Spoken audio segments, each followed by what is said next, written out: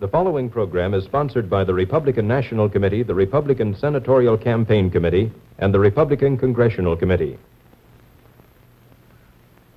You are about to hear a report from Senator Richard Nixon, nominee for the office of Vice President of the United States. The senator has interrupted his nationwide campaign tour to be with you tonight for this important message. Ladies and gentlemen, Senator Richard Nixon. My fellow Americans, I come before you tonight as a candidate for the vice presidency and as a man whose honesty and integrity has been questioned. Now, the usual political thing to do when charges are made against you is to either ignore them or to deny them without giving details. I believe we've had enough of that in the United States, particularly with the present administration in Washington, D.C. To me, the office of the Vice Presidency of the United States is a great office, and I feel that the people have got to have confidence in the integrity of the men who run for that office and who might obtain it. I have a theory, too, that the best and only answer to a smear or to an honest misunderstanding of the facts is to tell the truth. And that's why I'm here tonight. I want to tell you my side of the case. I'm sure that you have read the charge and you've heard it, that I, Senator Nixon, took $18,000 from a group of my supporters. Now, was that wrong? And let me say that it was wrong. I'm saying, incidentally, that it was wrong, not just illegal, because it isn't a question of whether it was legal or illegal. That isn't enough. The question is, was it morally wrong? I say that it was morally wrong if any of that $18,000 went to Senator Nixon for my personal use. I say that it was morally wrong if it was secretly given and secretly handled. And I say that it was morally wrong if any of the contributors got special favors for the contributions that they made. And now to answer those questions, let me say this. Not 1 cent of the $18,000 or any other money of that type ever went to me for my personal use. Every penny of it was used to pay for political expenses that I did not think should be charged to the taxpayers of the United States. It was not a secret fund. As a matter of fact, when I was on Meet the Press, some of you may have seen it last Sunday, Peter Edson came up to me after the program, and he said, "Dick, what about this fund we hear about?" And I said, "Well, there's no secret about it. Go out and see Dana Smith, who was the administrator of the fund." And I gave him his address. And I said, "You will find that the purpose of the fund simply was to defray political expenses that I did not feel should be charged to the government." And third, let me point out, and I want to make this particularly clear, that no contributor to this fund, no contributor to any of my campaigns, has ever received any consideration that he would not have received as an ordinary constituent. I just don't believe in that. And I can say that never, while I have been in the Senate of the United States, as far as the people that contributed to this fund are concerned, have I made a telephone call for them to an agency, or have I gone down to an agency in their behalf? And the records will show that, the records which are in the hands of the administration. Well, then some of you will say, and rightly, well, what did you use the fund for, Senator? Why did you have to have it? Let me tell you in just a word how a Senate office operates. First of all, a senator gets $15,000 a year in salary. He gets enough money to pay for 1 trip a year, a round trip that is, for himself and his family between his home and Washington, D.C.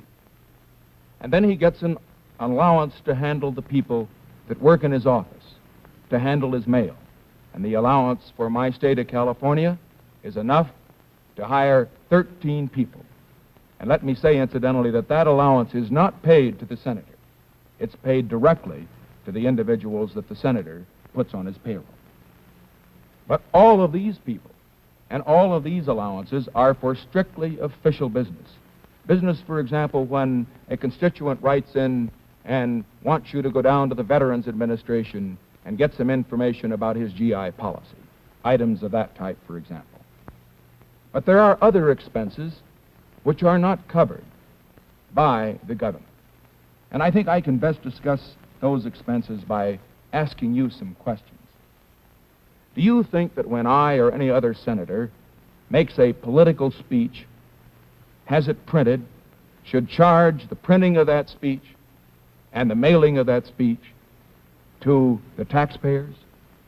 Do you think, for example, when I or any other senator makes a trip to his home state to make a purely political speech, that the cost of that trip should be charged to the taxpayers? Do you think when a senator makes political broadcasts or political television broadcasts, radio or television, that the expense of those broadcasts should be charged to the taxpayers? Well, I know what your answer is. It's the same answer that audiences give me whenever I discuss this particular problem. The answer is no. The taxpayer shouldn't be required to finance items which are not official business, but which are primarily political business. Well, then the question arises, you say, well, how do you pay for these, and how can you do it legally? And there are several ways that it can be done, incidentally, and that it is done legally in the United States Senate and in the Congress. The first way is to be a rich man. I don't happen to be a rich man, so I couldn't use that way. Another way that is used is to put your wife on the payroll. Let me say, incidentally, that my opponent, my opposite number for the vice presidency of the Democratic ticket, does have his wife on the payroll and has had her on his payroll for the past 10 years. Now, just let me say this. That's his business, and I'm not critical of him for doing that. You will have to pass judgment on that particular point. But I have never done that for this reason. I have found that there are so many deserving stenographers and secretaries in Washington that needed the work that I just didn't feel it was right to put my wife on the payroll. My wife's sitting over here. She's a wonderful stenographer. She used to teach stenography, and she used to teach shorthand in high school. That was when I met her. And I can tell you, folks, that she's worked many hours at night and many hours on Saturdays and Sundays in my office, and she's done a fine job. And I'm proud to say tonight that in the 6 years I've been in the House and the Senate of the United States, Pat Nixon has never been on the government payroll. Well, there are other ways that these finances can be taken care of. Some who are lawyers, and I happen to be a lawyer, continue to practice law. But I haven't been able to do that.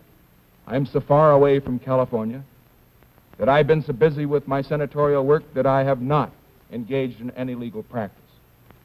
And also, as far as law practice was concerned, it seemed to me that the relationship between an attorney and a client was so personal that you couldn't possibly represent a man as an attorney and then have an unbiased view when he presented his case to you in the event that he had one before the government. And so I felt that the best way to handle these necessary political expenses of getting my message to the American people, and the speeches I made, the speeches that I had printed for the most part, concerned this one message of exposing this administration, the communism in it, the corruption in it. The only way that I could do that was to accept the aid which people in my home state of California who contributed to my campaign and who continued to make these contributions after I was elected were glad to make. And let me say I'm proud of the fact that not one of them has ever asked me for a special favor. I'm proud of the fact that not one of them has ever asked me to vote on a bill other than in my own conscience would dictate. And I'm proud of the fact that the taxpayers, by subterfuge or otherwise, have never paid one dime for expenses which I thought were political and shouldn't be charged to the taxpayers. Let me say, incidentally, that some of you may say, well, that's all right, Senator. That's your explanation. But have you got any proof? And I'd like to tell you this evening that just an hour ago, we received an independent audit of this entire fund. I suggested to Governor Sherman Adams, who was the chief of staff of the Dwight Eisenhower campaign, that an independent audit and legal report be obtained. And I have that audit here in my hands. It's an audit made by the Price Waterhouse and Company firm, and the legal opinion by Gibson, Dunn & Crutcher, lawyers in Los Angeles, the biggest law firm, and incidentally, one of the best ones in Los Angeles. I'm proud to be able to report to you tonight that this audit and this legal opinion is being forwarded to General Eisenhower. And I'd like to read to you the opinion that was prepared by Gibson, Dunn & Crutcher and based on all the pertinent laws and statutes, together with the audit report prepared by the certified public accountants. Quote, "It is our conclusion that Senator Nixon did not obtain any financial gain from the collection and disbursement of the fund by Dana Smith, that Senator Nixon did not violate any federal or state law by reason of the operation of the fund, and that neither the portion of the fund paid by Dana Smith directly to third persons nor the portion paid to Senator Nixon to reimburse him for designated office expenses constituted income to the senator which was either reportable or taxable as income under applicable tax laws. Signed, Gibson, Dunn & Crutcher, by Elmo H. Conley." Now that, my friends, is not Nixon speaking, but that's an independent audit which was requested because I want the American people to know all the facts, and I'm not afraid of having independent people go in and check the facts. And that is exactly what they did. But then I realize that there are still some who may say, and rightfully so, and let me say that I recognize that some will continue to smear, regardless of what the truth may be, but that there has been, understandably, some honest misunderstanding on this matter. And there's some that will say, well, maybe you were able, Senator, to fake this thing. How can we believe what you say? After all, is there a possibility that maybe you got some sums in cash? Is there a possibility that you may have feathered your own nest? And so now what I am going to do, and incidentally, this is unprecedented in the history of American politics, I am going at this time to give to this television and radio audience a complete financial history. Everything I've earned, everything I've spent, everything I owe. And I want you to know the facts. I'll have to start early. I was born in 1913. Our family was one of modest circumstances, and most of my early life was spent in a store out in East Whittier. It was a grocery store, one of those family enterprises. The only reason we were able to make it go was because my mother and dad had 5 boys, and we all worked in the store. I worked my way through college, and to a great extent through law school.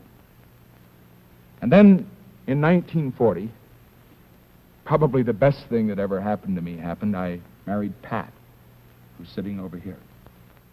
We had a rather difficult time after we were married, like so many of the young couples who may be listening to us. I practiced law. She continued to teach school.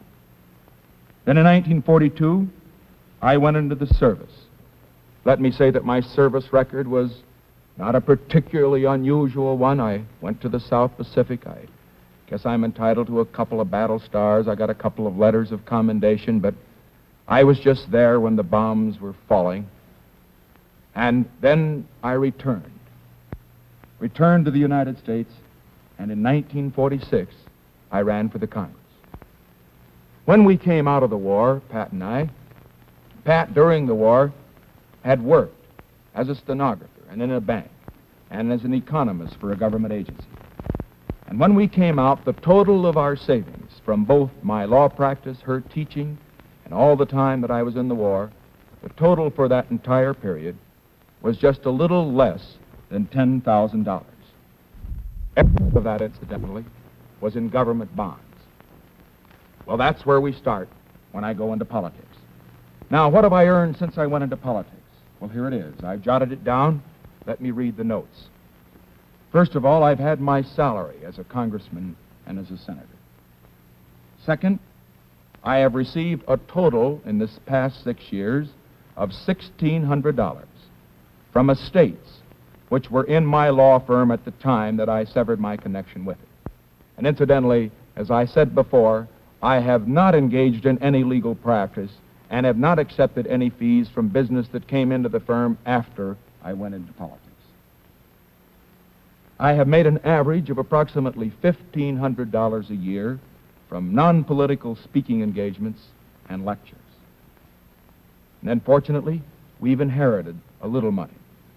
Pat sold her interest in her father's estate for $3,000, and I inherited $1,500 from my grandfather. We lived rather modestly. For 4 years, we lived in an apartment in Park Fairfax in Alexandria, Virginia. The rent was $80 a month. And we saved for the time that we could buy a house. Now, that was what we took in. What did we do with this money? What do we have today to show for it? This will surprise you, because it is so little, I suppose, as standards generally go of people in public life. First of all, we've got a house in Washington which cost $41,000 and in which we owe $20,000. We have a house in Whittier, California, which cost $13,000 and on which we owe $3,000. My folks are living there at the present time. I have just $4,000 in life insurance, plus my GI policy, which I've never been able to convert and which will run out in 2 years. I have no life insurance whatever on Pat. I have no life insurance on our 2 youngsters, Tricia and Julie. I own a 1950 Oldsmobile car. We have our furniture. We have no stocks and bonds of any type. We have no interest of any kind, direct or indirect, in any business. Now, that's what we have. What do we owe? Well, in addition to the mortgage, the $20,000 mortgage on the house in Washington, the $10,000 one on the house in Whittier, I owe $4,500 to the Riggs Bank in Washington, D.C., with interest of 4.5%. I owe $3,500 to my parents, and the interest on that loan, which I pay regularly because it's the part of the savings they made through the years they were working so hard, I pay regularly 4% interest. And then I have a $500 loan, which I have on my life insurance. Well, that's about it. That's what we have, and that's what we owe. It isn't very much, but Pat and I have the satisfaction that every dime that we've got is honestly ours. I should say this, that Pat doesn't have a mink coat, but she does have a respectable Republican cloth coat. And I always tell her that she'd look good in anything. One other thing I probably should tell you, because if I don't, they'll probably be saying this about me too. We did get something, a gift, after the election. A man down in Texas heard Pat on the radio mention the fact that our 2 youngsters would like to have a dog. And believe it or not, the day before we left on this campaign trip, we got a message from the Union Station in Baltimore saying they had a package for us. We went down to get it. You know what it was? It was a little Cocker Spaniel dog in a crate that he'd sent all the way from Texas. Black and white, spotted. And our little girl, Tricia, the 6-year-old, named it Checkers. And you know, the kids, like all kids, love the dog. And I just want to say this right now, that regardless of what they say about it, we're going to keep him. It isn't easy to come before a nationwide audience and bare your life, as I've done. But I want to say some things before I conclude that I think most of you will agree on. Mr. Mitchell, the chairman of the Democratic National Committee, made the statement that if a man couldn't afford to be in the United States Senate, he shouldn't run for the Senate. And I just want to make my position clear. I don't agree with Mr. Mitchell when he says that only a rich man should serve his government in the United States Senate or in the Congress. I don't believe that represents the thinking of the Democratic Party, and I know that it doesn't represent the thinking of the Republican Party. I believe that it's fine that a man like Governor Stevenson, who inherited a fortune from his father, can run for president. But I also feel that it's essential in this country of ours that a man of modest means can also run for president. Because, remember Abraham Lincoln. You remember what he said.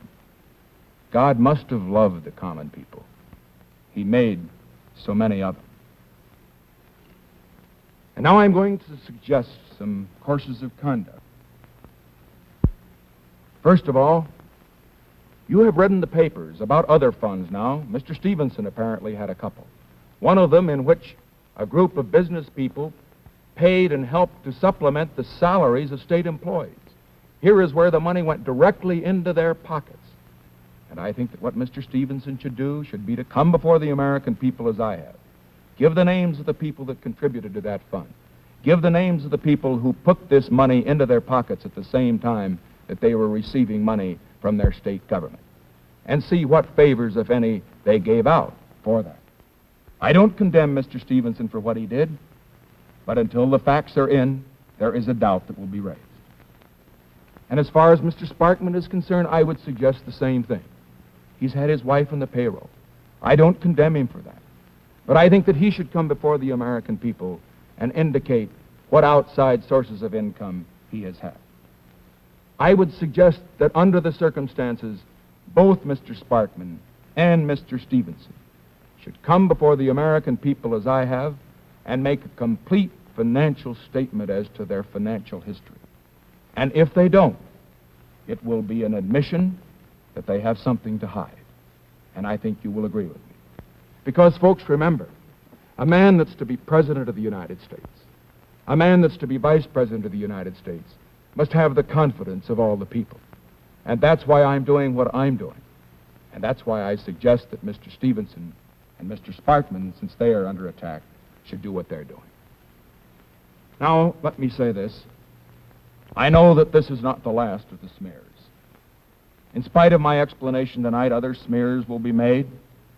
Others have been made in the past. And the purpose of the smears, I know, is this: to silence me, to make me let up. Well, they just don't know who they're dealing with. I'm going to tell you this.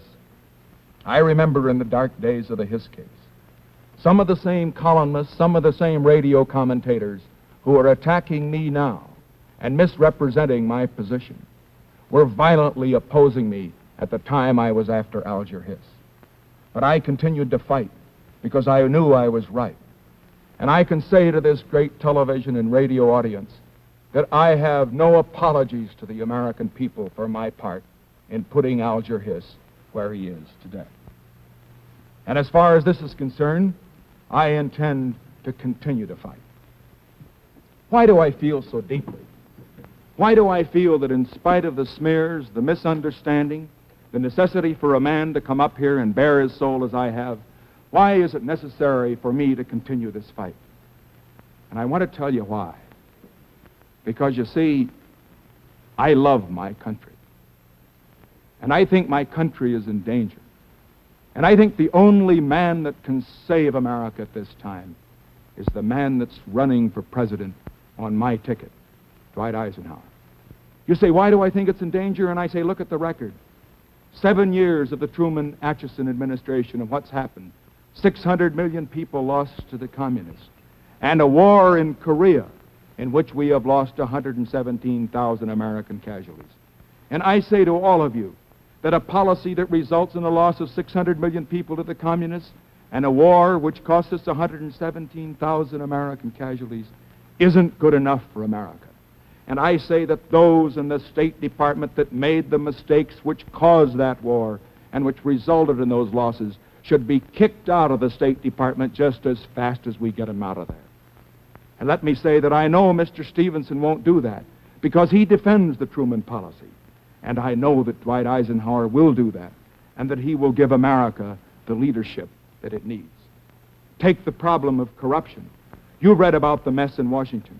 Mr. Stevenson can't clean it up because he was picked by the man, Truman, under whose administration the mess was made. You wouldn't trust the man who made the mess to clean it up. That's Truman. And by the same token, you can't trust the man who was picked by the man that made the mess to clean it up. and that's Stevenson.